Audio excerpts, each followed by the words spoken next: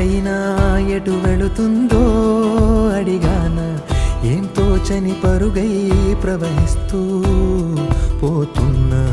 ఏం చూస్తూ ఉన్నానే వెతికానా ఏదైనా, ఊరికెనే చుట్టూ ఏవేవో కనిపిస్తూ ఉన్నా. కదలని ఓ శిలనే అయినా, త్రుటిలో కరిగే కలనే అయినా, ఏం తేడా ఉందట నువ్వెవరంటూ అడిగితే నన్నెవరైనా.